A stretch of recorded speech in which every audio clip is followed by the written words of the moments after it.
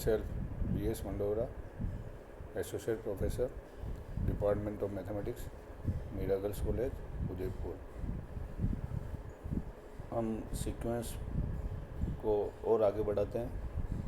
पहले हमने supremum, infimum, boundness एवं मोनोटोनिक सीक्वेंस एक लिस्ट अनुक्रम के बारे में पढ़ा था। इसी को आगे बढ़ाते हुए स्ट्रिक्टली मोनोटोनिक सीक्वेंस, निरंतर एकदिष्ट वर्तमान एकदिष्ट अनुक्रम,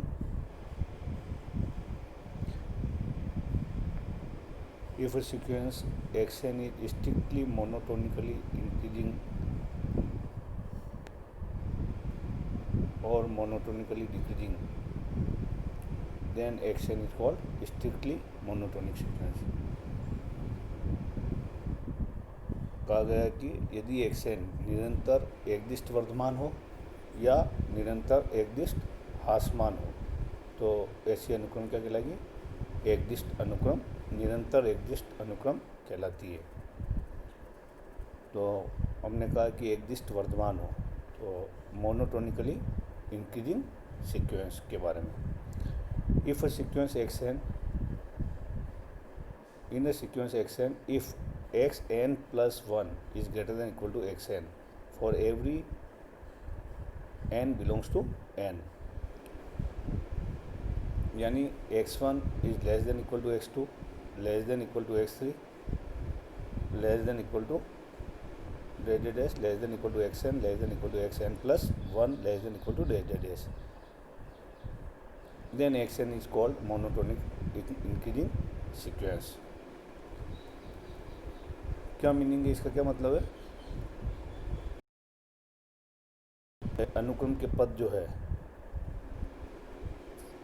बढ़ते हुए हो, यानी x1 less than equal to x2 हो, फर्स्ट टर्म सेकंड टर्म से छोटी हो या बराबर हो, सेकंड टर्म थर्ड टर्म से छोटी हो या बराबर हो, और इस तरह से सो ऑन। तो ऐसी जो अनुक्रम होगी वो क्या कहलाएगी आपकी? Monotonically increasing sequence.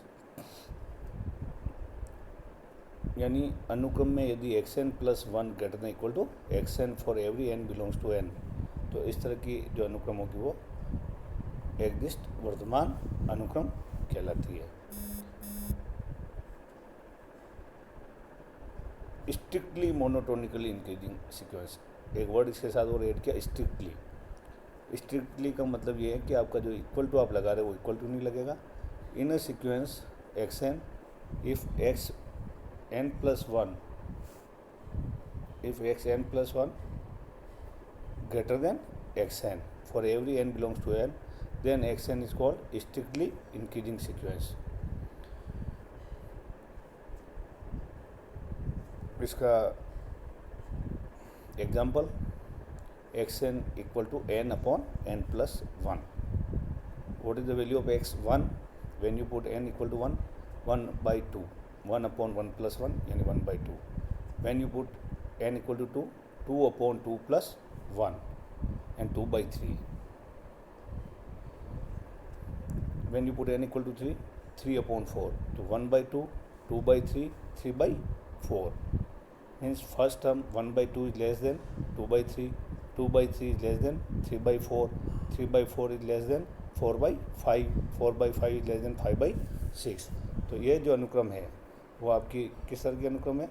Strictly monotonically increasing sequence, एकदिष्ट वर्धमान, निरंतर एकदिष्ट वर्धमान अनुक्रम।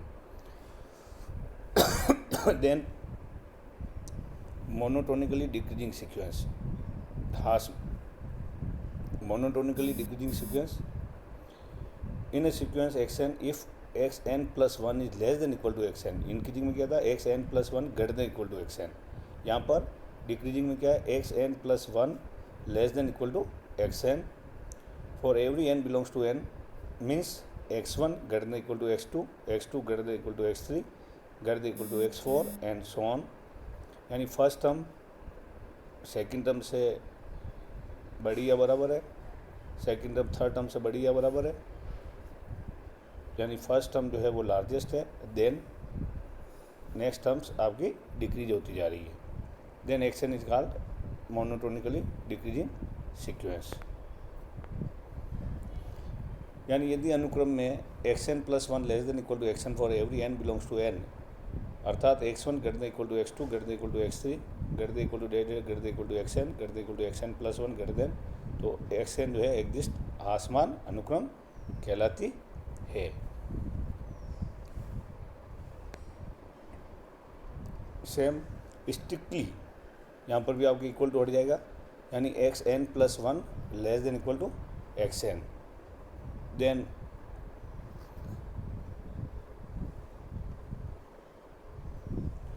Less than equal to xn, equal to नहीं है यहाँ, ठीक है। Then action is called strictly monotonically decreasing sequence. यानी अनुक्रम में यदि xn + 1 less than equal to xn है for every n belongs to n, तो एक्शन जो है निरंतर एकदिष्ट ह्रासमान अनुक्रम कहलाती है। इसका example xn equal to 1/n, x1 n equal to 1 1, x2 1/2, x3 1/3, 1 1/2 1/3 1/4, तो 1 is the largest value, 1/2 is smaller, 1/3 more smaller, 1/4 is more smaller. तो इस तरह से हम क्या कहेंगे कि फर्स्ट हम x1 जो है ग्रेटर देन x2 है, x2 ग्रेटर देन x3 है, फर्स्ट टर्म सेकंड टर्म से ग्रेटर है, सेकंड टर्म थर्ड टर्म से ग्रेटर है। तो इस तरह से ये क्या कहलाएगी, strictly monotonically decreasing sequence. Okay, then limit point of a sequence, अनुक्रम का सीमा बिंदु। A real number alpha is said to be limit point of a sequence xn if every neighborhood of alpha contains an infinite number of terms of the sequence xn। क्या कहा गया है कि एक वास्तविक राशि अल्फा दिए अनुक्रम xn का सीमा बिंदु कहलाती है यदि अल्फा के प्रत्येक सामीप्य में अनुक्रम xn के अनंत पद हो। क्लियर? तो कोई भी बिंदु आपका लिमिट पॉइंट होगा अनुक्रम का यदि उस बिंदु के सामीप्य में, नेबरहुड में अनुक्रम के अनंत पद विद्यमान हो, अनंत पद आते हो। तो इस तरह के जो अल्फा होगा वो सीक्वेंस का क्या कहलाएगा, लिमिट पॉइंट कहलाएगा। इसको मैथमेटिकल समझने के लिए का एप्सिलॉन आपने आर्बिट्री को लिया है, प्रत्येक एप्सिलॉन ग्रेटर देन 0 के लिए positive, absolute value of xn minus alpha is less than epsilon for n belongs to n, means when you solve absolute value you get xn lies between alpha minus epsilon and alpha plus epsilon, यानी xn belongs to open interval alpha minus epsilon to alpha plus epsilon, xn belongs to alpha minus epsilon to alpha plus epsilon और n belongs to n। यानी alpha minus epsilon और alpha plus epsilon का मतलब क्या, open interval है। तो इसके neighbourhood में n बिलोंग्स टू n है, तो xn belongs to alpha minus epsilon to alpha plus epsilon, यानी अल्फा माइनस एप्सिलॉन और अल्फा प्लस एप्सिलॉन के ओपन इंटरवल में, यानी इसके नेबरहुड में, अल्फा के नेबरहुड में अनुक्रम के अनंत पद है।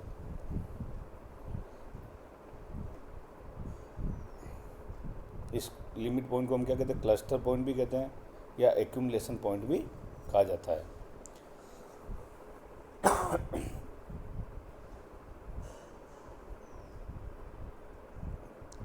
इसमें कुछ विशेष चीज़ें जो कही गई है का limit point of A sequence need not exist, किसी भी अनुक्रम का लिमिट पॉइंट हो ये कोई आवश्यक नहीं है, हो भी सकता है और नहीं भी हो सकता है, सीमा बिंदु का विद्यमान होना आवश्यक नहीं है।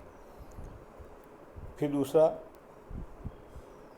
इम्पोर्टेंट का limit point need not be a term of sequence, सीमा बिंदु का अनुक्रम का पद होना आवश्यक नहीं है, वो अनुक्रम के बाहर भी हो सकता है, अनुक्रम उस अनुक्रम में से ही कोई पद हो ऐसा कोई आवश्यक नहीं है।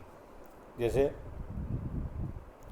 Example xn equal to half, okay, xn equal to half for every n belong to constant sequence है, तो इसका अनुक्रम का सीमा बिंदु क्या है, हाफ है, 1/2, क्योंकि 1/2 के नेबरहुड में लगभग 1/2 के अनुक्रम में एक्स एन के सारे पद आते हैं, अनंत पद आते हैं।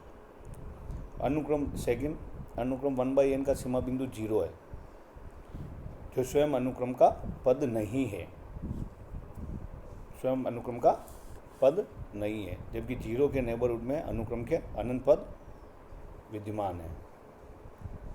और अनुक्रम एक्स एन इक्वल टू -1 का होल एन, यानी एक्स एन जो है -1 1 है, सीक्वेंस क्या है -1 और 1 है, के दो सीमा बिंदु है -1 एंड 1, क्योंकि -1 के नेबरहुड में भी अनुक्रम के अनंत पद है और 1 के नेबरहुड में भी अनुक्रम के अनंत पद विद्यमान है। एन स्क्वायर का कोई भी सीमा बिंदु विद्यमान नहीं है, 1 4 9 16, क्योंकि इसमें ऐसा कोई भी बिंदु नहीं है जिसमें कि अनुक्रम के अनंत, उसके नेबरहुड में अनुक्रम के अनंत पद विद्यमान हो। तो इस तरह से हमने क्या कहा है कि अनुक्रम का सीमा बिंदु एक भी हो सकता है, अनेक भी हो सकते हैं। सीमा बिंदु अनुक्रम का कोई पद नहीं हो, अनुक्रम की कोई टर्म हो, ये आवश्यक नहीं है, और सीमा बिंदु विद्यमान हो, ये भी कोई आवश्यक नहीं है। फिर उसके बाद है बोल्डिनो-वेस्ट्रास थ्योरम। लिमिट पे बोल्डिनो-वेस्ट्रास थ्योरम स्टेटमेंट क्या है का every bounded sequence has at least 1 limit point. यदि सीक्वेंस बाउंडेड है तो उसका कम से कम एक सीमा बिंदु अवश्य होगा। प्रत्येक परिबद्ध अनुक्रम का कम से कम एक सीमा बिंदु होता है। यदि अनुक्रम परिबद्ध है तो निश्चित रूप से उसका एक कम से कम एक सीमा बिंदु तो होगा ही होगा। इसका प्रूफ देख लेते हैं। कि मान लीजिए एक्स एन एक परिबद्ध अनुक्रम है और एस इसका रेंज है। एस क्या है? इसका रेंज है। एस इसका रेंज है। ओके, अर्थात एस जो है वो अनुक्रम के पद है सारे। रेंज का मतलब क्या? परिबद्ध अनुक्रम है, इसका परास रेंज जो है वो एस है, x n, n belongs to n. Case first, when S is a finite set. माना कि एस क्या है? दो तरह के एस हो सकते हैं, एक तो एस इनफाइनाइट सेट हो, एक एस फाइनाइट सेट हो। एस एक परिमित समुच्चय है, तब एक वास्तविक राशि एल्फा विद्यमान होगी एन के अनंत मानों के लिए x n equal to alpha. क्योंकि हमने क्या कहा? एस फाइनाइट सेट है। एस फाइनाइट सेट कब होगा? जब अनुक्रम में कोई पद, कोई टर्म रिपीट हो रही होगी, तभी एस जो है फाइनाइट हो सकता है। नहीं तो वो सीक्वेंस क्या होगी?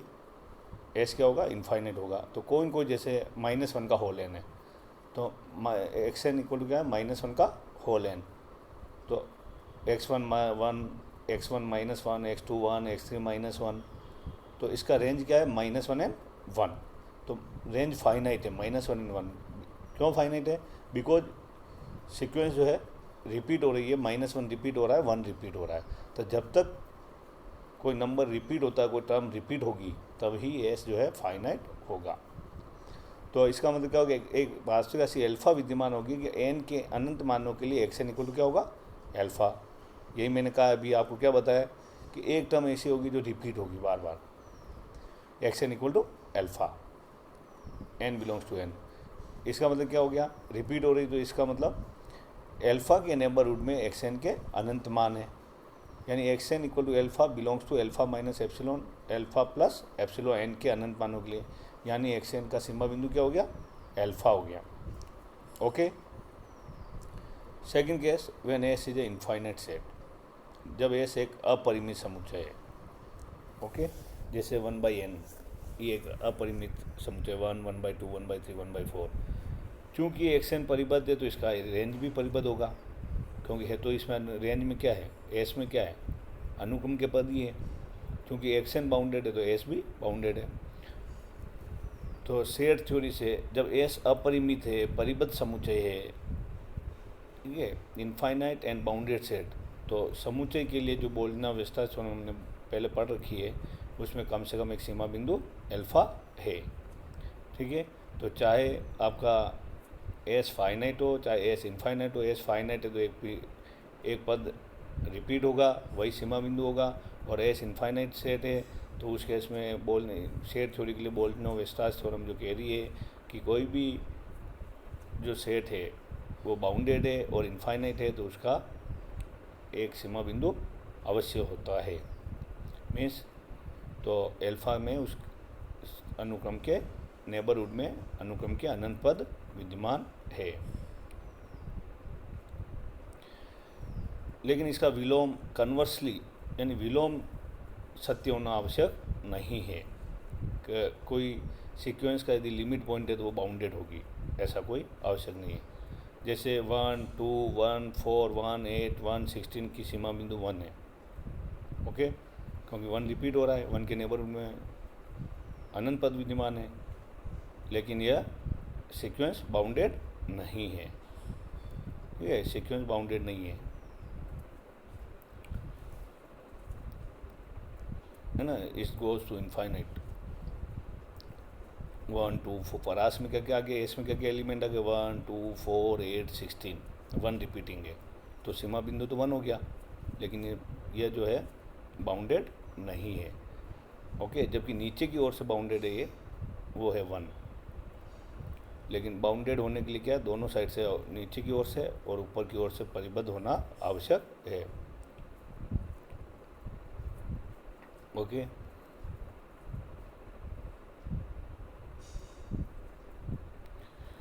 इसी प्रत्येक परिबद्ध अनुक्रम में उच्चतम तथा न्यूनतम सीमा बिंदु होते हैं। ठीक है, उनको उच्चतम है तो इन्हें क्रमशः लिमिट के ऊपर अपन बार लगा देते हैं, और यदि निम्नतम सीमा बिंदु है तो लिमिट के नीचे बार लगाते हैं, LIM के नीचे। तो इसका मतलब क्या, उच्चतम सीमा बिंदु है, ऊपरी सीमा बिंदु ऊपरी सीमा है, और ये निम्न सीमा है। ओके,